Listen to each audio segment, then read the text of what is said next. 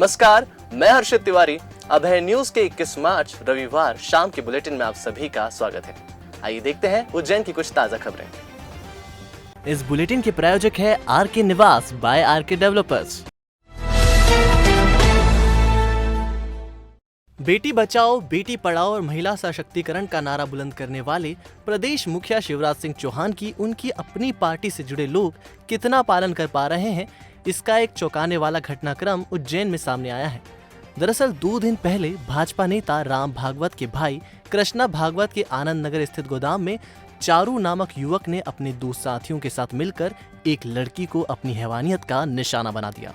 इस घटना के बाद लड़की और उसकी मां नानाखेड़ा थाने पहुंची और चारू व राहुल के साथ साथ एक अन्य युवक के बारे में बेहद चौंकाने वाली बातें बताई।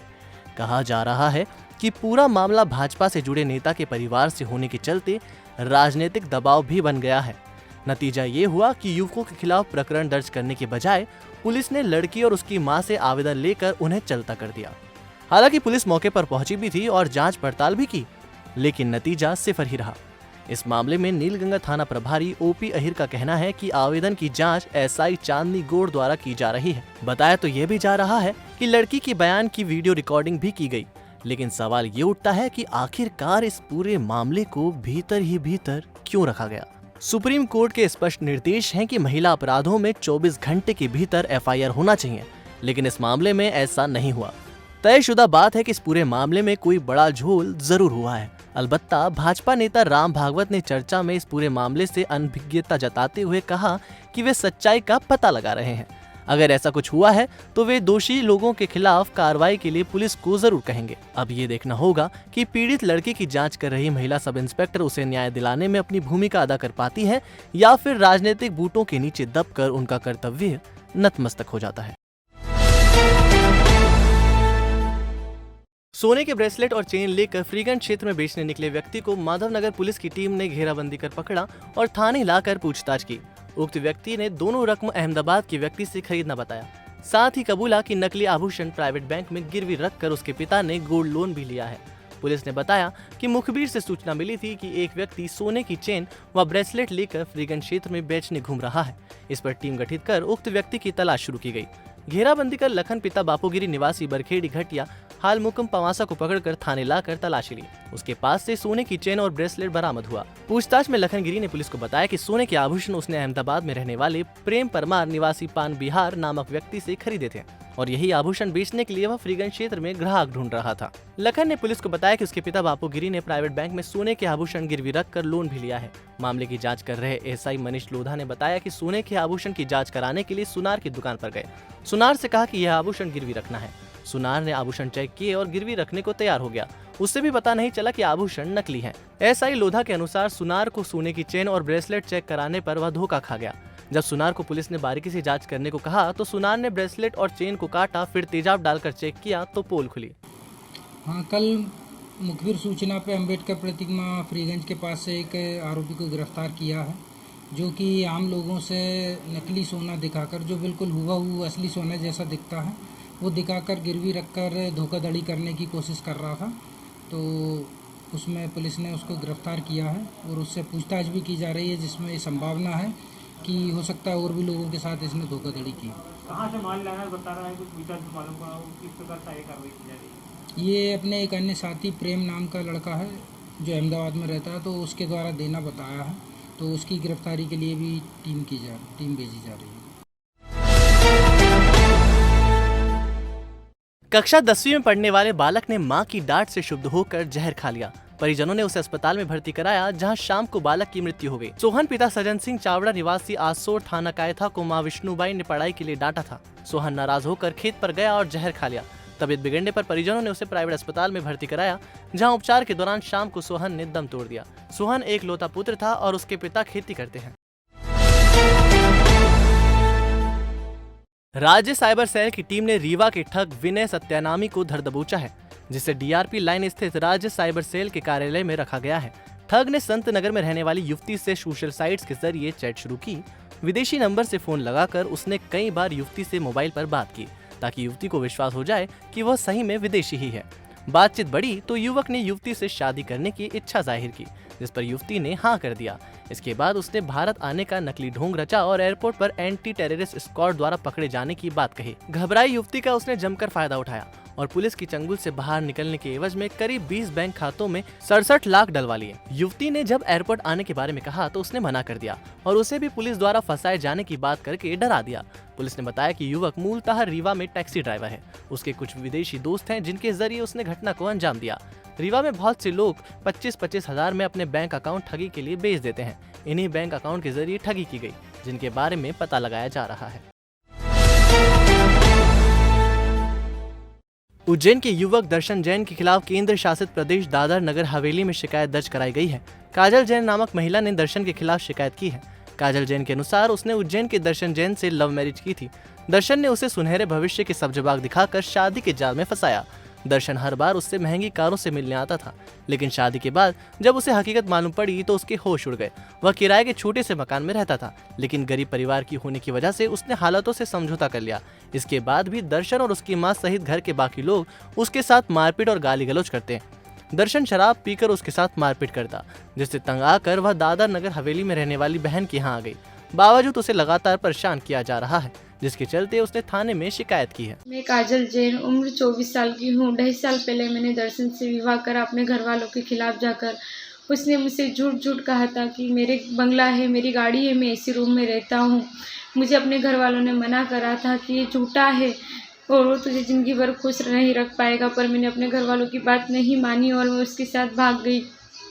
भागने के बाद उसने चिंतामन गणेश में मुझसे शादी करी और 8 दिन मुझे महाकाल होटल पर रखा। मैंने उससे कहा अपन घर चलते हैं, उसने कहा ठीक है। मैं उसके घर गई तो वहाँ एक छोटा सा रूम था जो किराए का था और जो कहता था कि वो मेरी गाड़ियाँ है, जबकि वो उसकी गाड़ियाँ नहीं थी, वो गाड़ी का ड्राइवर था। यह सोचकर मैं तंग रह गई, मेरा दिमाग घूमने लगा और मैंने अपने घर वाले से कांटेक्ट करने की कोशिश करी तो मेरे घर वाले भी उससे पहले मेरा रिश्ता तोड़ चुके थे मुझसे। मैंने सोचा कि अब मेरे पास कोई चारा नहीं है, मुझे इनके पास रहना ही पड़ेगा। फिर मेरा एक बच्चा हुआ। बच्चा होने के बाद दर्शन ने मेरे पे अत्याचार चालू कर दी। रोज़ दारू पी के आना, मारना, धमकाना। उसकी मम्मी जो मुझे बोलती थी कि तू तेरे घर से कुछ भी नहीं लेकर आई, ऐसे ही उठकर आ गई।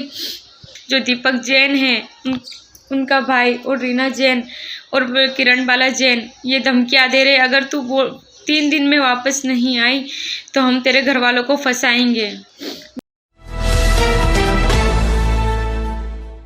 रविवार सुबह विक्रम कीर्ति मंदिर में बलाई समाज विकास समिति द्वारा विवाह योग्य युवक युवती परिचय सम्मेलन आयोजित किया गया।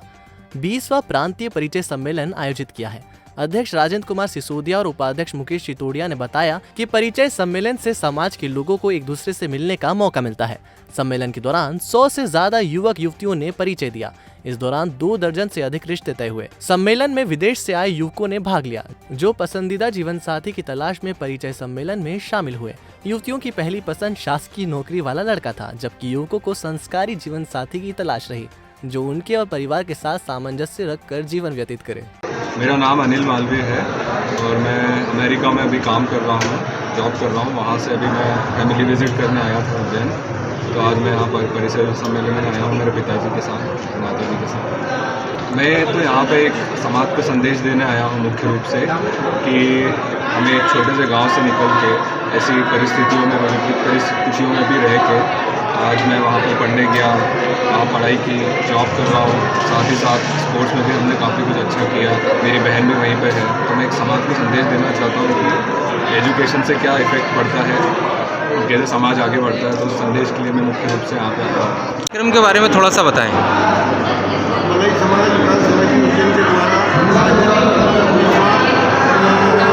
द्वारा युवा युवती परिचय सम्मेलन का आयोजन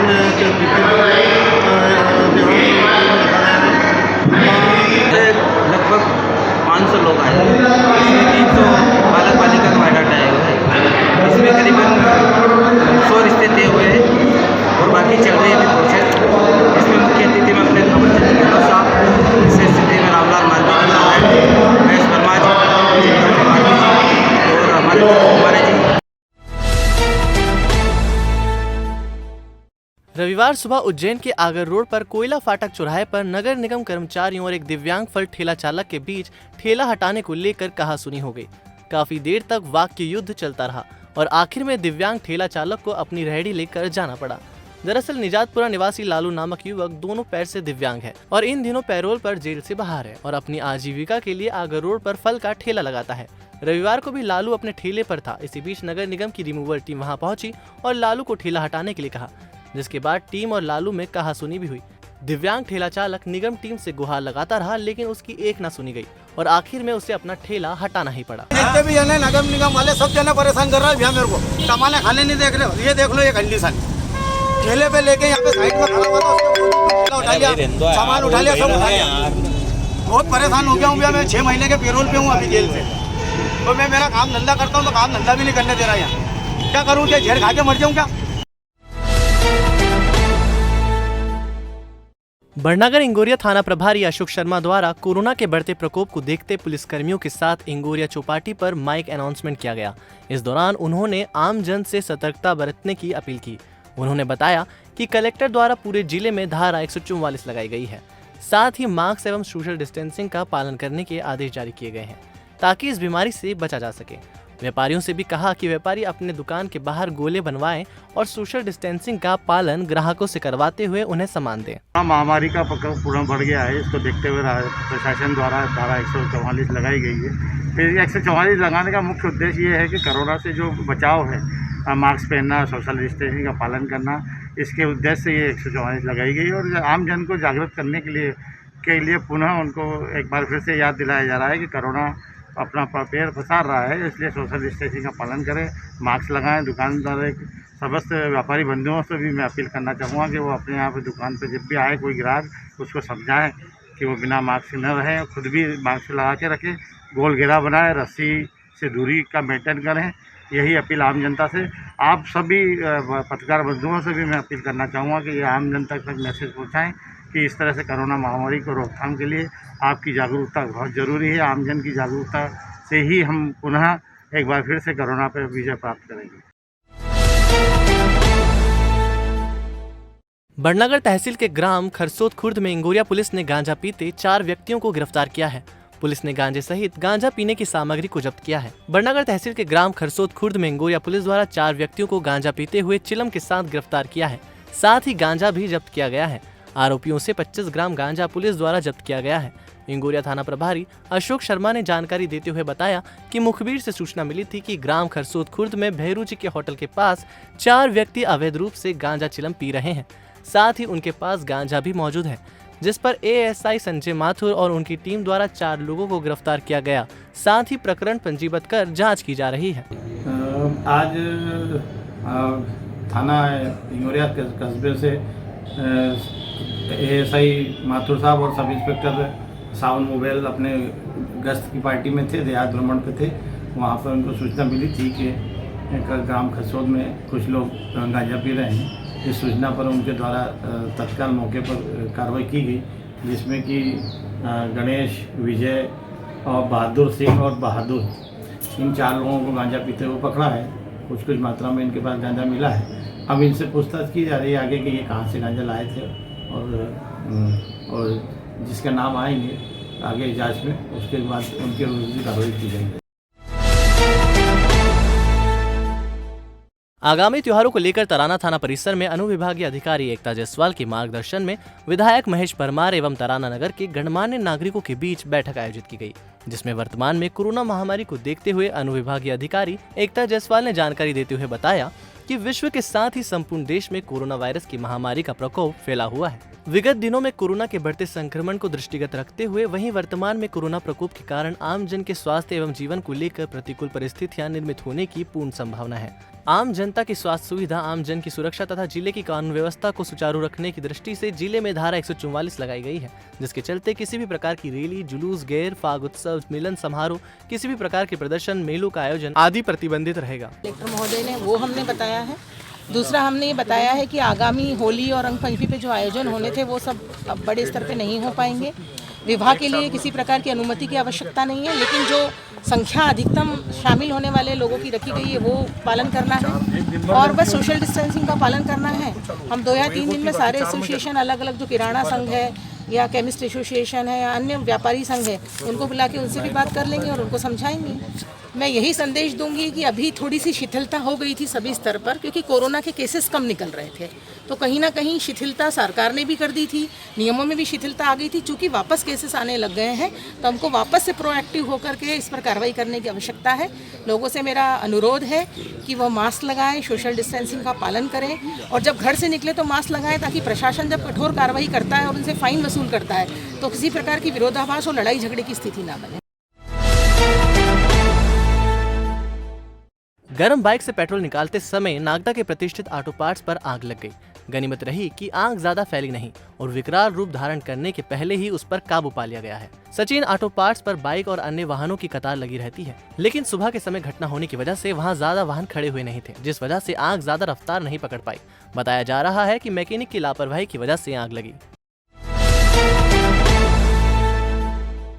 भूमाफिया को मिल रहे राजनीति संरक्षण के बाद खासरोद पुलिस की कार्रवाई ठंडे बस्ते में चली गई, जहां एक और शासन के आदेश के चलते शासकीय जमीन को ठिकाने लगाने वाले भूमाफिया प्रदीप पुरुषोत्तम महेश्वरी पर राज्य शासन एफआईआर दर्ज करवा चुका है।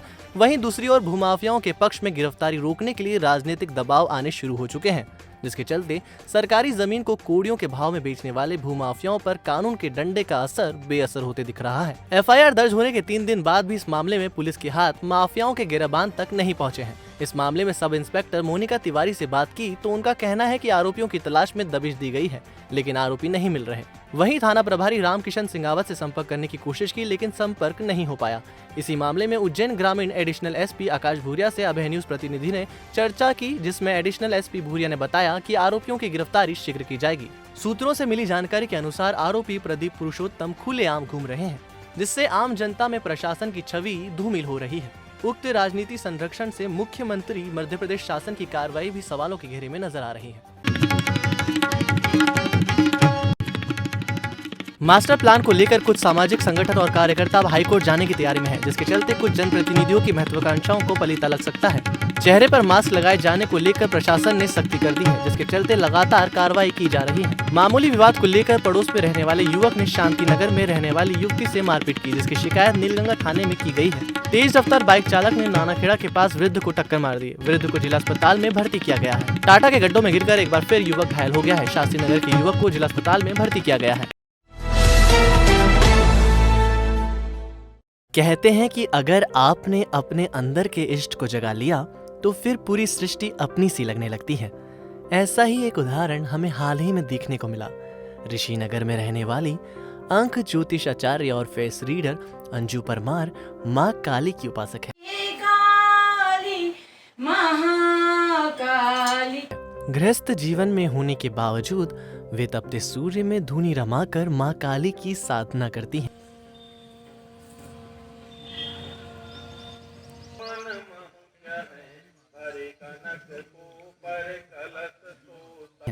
अंजू परमार के अनुसार सूर्य की तपन के बीच धूनी रमाकर साधना करने से अंदर के इष्ट को शक्ति मिलती है। जन कल्याण के लिए वे इतनी कठिन साधना करती हैं। वे बीते 21 साल से अंक ज्योतिष और फेस रीडिंग का काम कर रही हैं। माँ काली की आराधना से ही उन्हें अंक ज्योतिष और फेस रीडिंग की प्रेरणा मिली, ताकि वे लोगों के 9 ग्रहों की विसंगति की वजह से आ रही परेशानियों को दूर करने में मदद कर सके। उनकी शुरू से ही अध्यात्म में रुचि रही है, इसलिए उन्हें किसी परेशान की मदद करने में खुशी होती है।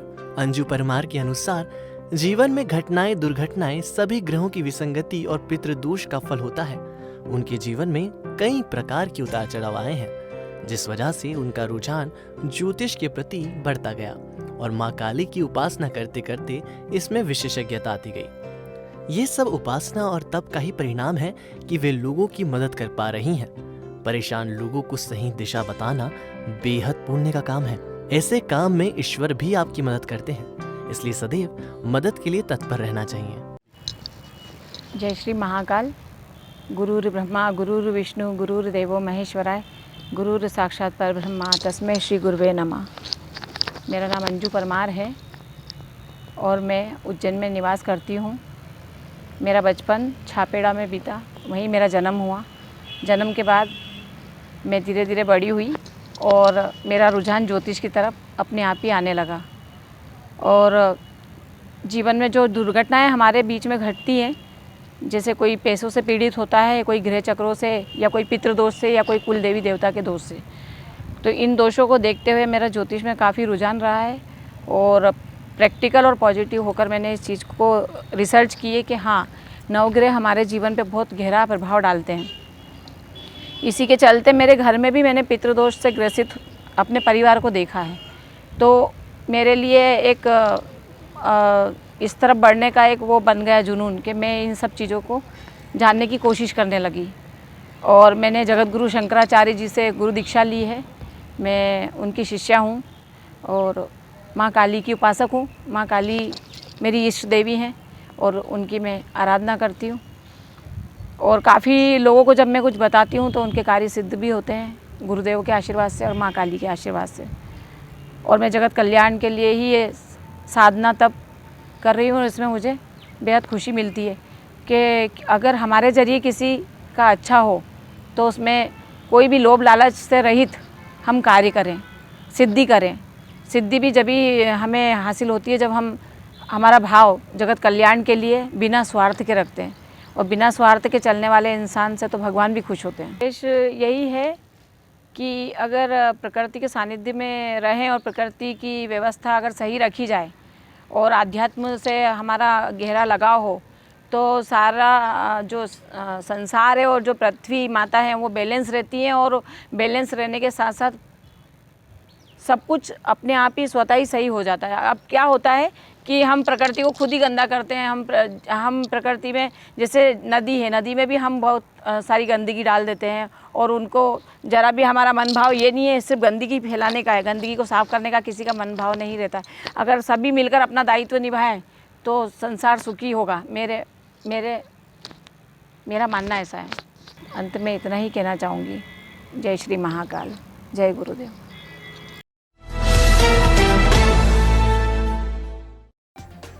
तो आपने देखा आज का हमारा बुलेटिन। आपको हमारा बुलेटिन कैसा लगा, इसका फीडबैक कमेंट सेक्शन में जरूर दीजिएगा। कल फिर मिलेंगे नए बुलेटिन के साथ। नमस्कार।